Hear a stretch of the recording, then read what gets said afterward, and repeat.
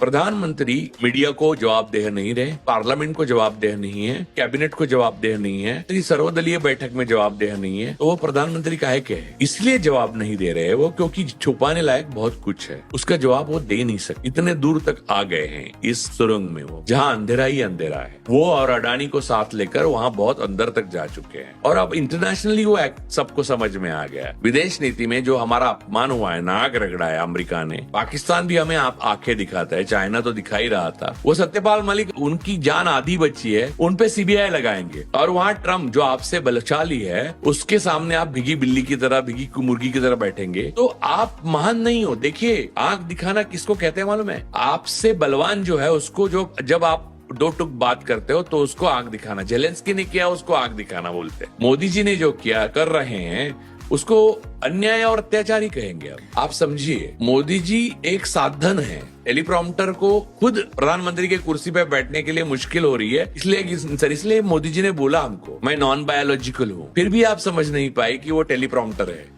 आपकी स्ट्रेंथ और आपकी वीकनेसेस आप मान लो और उस दायरे में आप खेल खेलो, तो आप अच्छा काम कर सकते हो। और मेगालोमैनियाक होकर, नार्सिसिस्ट होकर आप अपनी वीकनेस को भी आप स्ट्रेंथ मानने लगो, ताकि आपदा में अवसर, गटर से गैस, रडार में बादल, ये सब बातें आप और परीक्षा पे चर्चा, जो आपका विषय भी नहीं है, उसमें आप महारत हासिल किए जैसे बात कर रहे हो, जिसमें आप पूरी तरह से असफल रहे हो, तब जाके समस्या होती है।